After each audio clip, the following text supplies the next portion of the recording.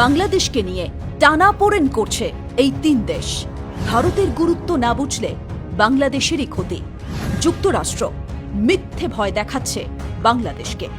চীনের ঋণের ফাঁদে পা দিয়ে দিয়েছে বাংলাদেশ। তবে শ্রীলঙ্কা কেন হবে বাংলাদেশ? বাংলাদেশকে দুর্ভিক্ষের দেশ হিসেবে গোটা বিশ্বের কাছে দেখানো হচ্ছে। আসলে কোন দেশের মতলব রয়েছে পেছনে?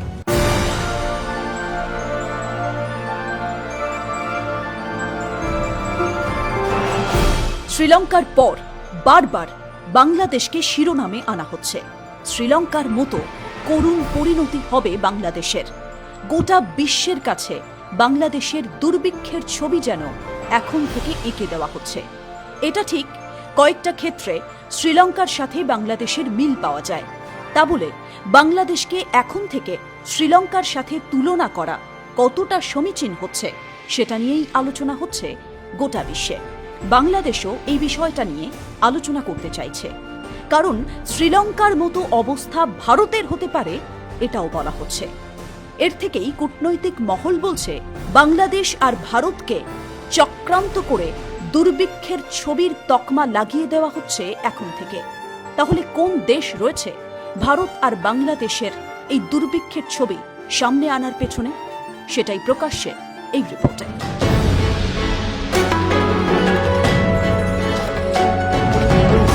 শ্রীলঙ্কার অর্থনৈতিক পতনের পর চীনের টার্গেট ঋণে জর্জরিত করা বাংলাদেশকে। এই সত্যিটা উড়িয়ে দিচ্ছে না কূটনৈতিক মহল।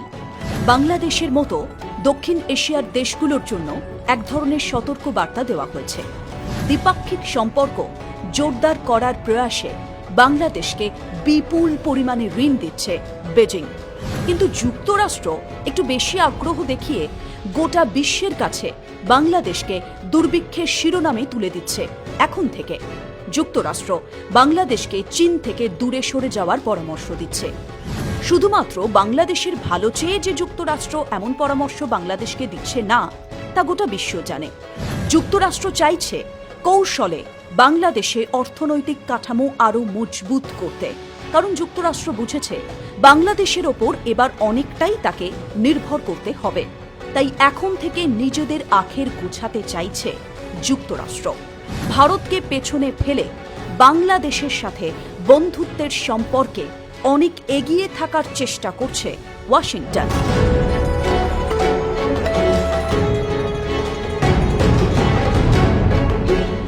2009 সালে আওয়ামী লীগ সরকার ক্ষমতাসীন হওয়ার পর থেকে ভারত এবং চীনের সাথে ভারসাম্যপূর্ণ সম্পর্ক বজায় রেখেছে শেখ হাসিনার সরকার। ভারত আর চীন প্রতিদ্বন্দ্বী, কিন্তু বাংলাদেশকে দুই দেশের সাথেই সম্পর্ক ভালো রাখতে হয়েছে বাংলাদেশের স্বার্থে। রাশিয়া ইউক্রেন সংঘাতের মধ্যে ভারতের ওপর চটেছে আমেরিকা। বেজিংয়ের সাথে যুক্তরাষ্ট্রের সম্পর্ক তলানিতে। ঠিক এই সময় ভারত চীনের কমন টার্গেট বাংলাদেশকে নিজেদের টার্গেট বানিয়ে ফেলতে চাইছে যুক্তরাষ্ট্র। তাই চীনের ইনভেস্টমেন্ট থেকে বাংলাদেশকে সরে যাওয়ার জন্য বলা হচ্ছে। যুক্তরাষ্ট্র চাইছে বাংলাদেশে নিজেদের ইনভেস্টমেন্ট বাড়িয়ে বাংলাদেশকে ওয়াশিংটনের ওপর পুরোপুরি নির্ভরশীল করে নিতে। বাংলাদেশ এই লোভে পা দিলে আগামী ভবিষ্যৎ বাংলাদেশের জন্য ভালো হবে না, তা বলছে কূটনৈতিক মহল।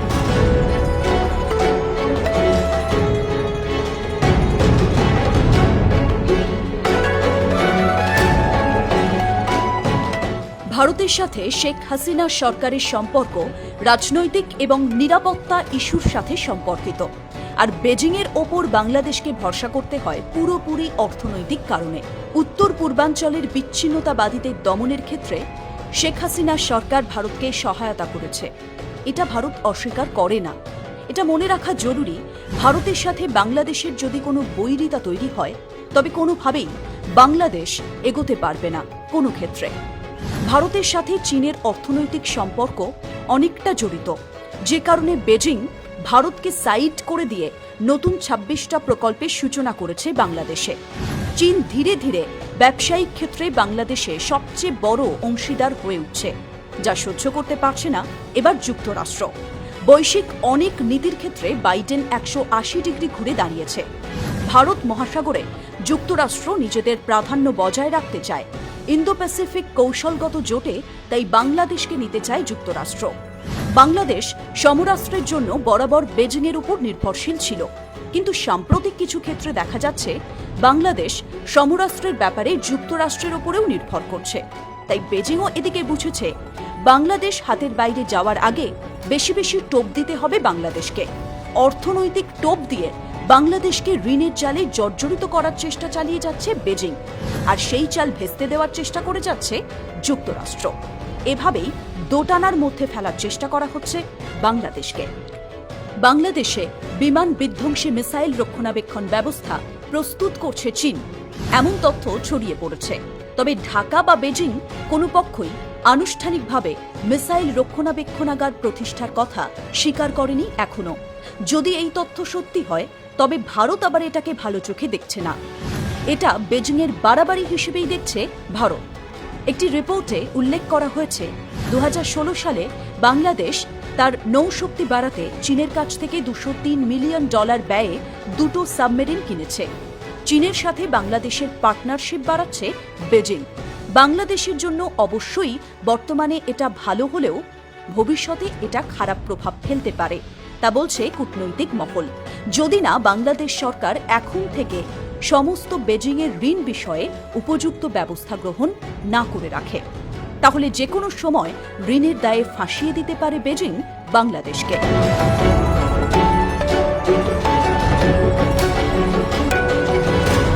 বাংলাদেশ শ্রীলঙ্কার মতো এখনই হবে না, বরং বলা যায় বাংলাদেশ 2022 অর্থ বছরে চতুর্থ বৃহত্তম রপ্তানি ক্ষেত্র হয়ে উঠতে পারে।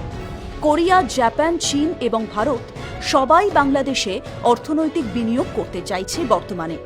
আর লিস্ট থেকে ভারত আর চীনকে সরিয়ে দিয়ে যুক্তরাষ্ট্র নিজের নাম আগে করে নিতে চাইছে। বাংলাদেশকে প্রতিনিয়ত ভয় দেখানো হচ্ছে চীন থেকে ঋণ নিলে পড়তে হবে শ্রীলঙ্কার মতো অবস্থায়, আর ভারতকেও বলা হচ্ছে শ্রীলঙ্কার মতো অবস্থা হতে পারে ভারতেরও। পেছন থেকে কলকাঠি নাড়ছে আসলে যুক্তরাষ্ট্র।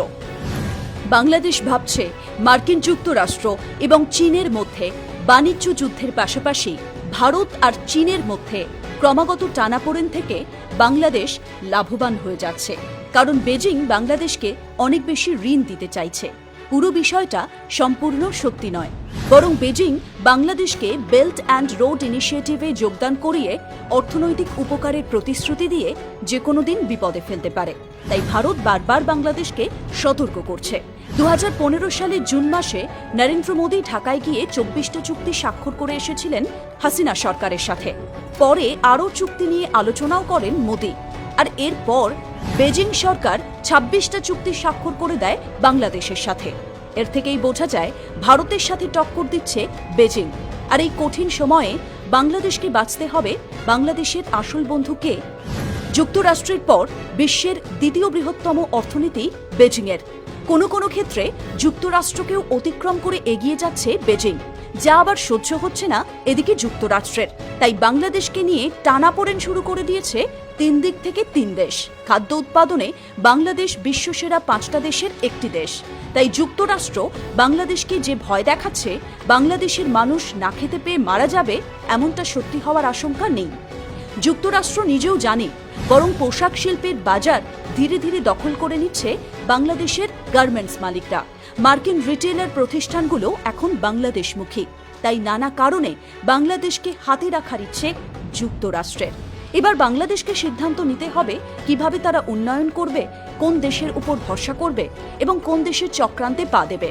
প্রকৃত বন্ধু কোন দেশ, কিভাবে তারা বেছে নেবে। এই সমস্ত কিছু করতে পারলে বাংলাদেশের উন্নতি অবশ্যই হচ্ছে, কিন্তু যদি না বাংলাদেশ সরকার ঠিকঠাকভাবে সিদ্ধান্ত নিতে পারে, তবে বাংলাদেশের বিপদ হতে পারে, এমনটা বলছে কূটনৈতিক মহল। ব্যুরো রিপোর্ট, প্রথম কলকাতা। আন্তর্জাতিক খবরে থাকুন।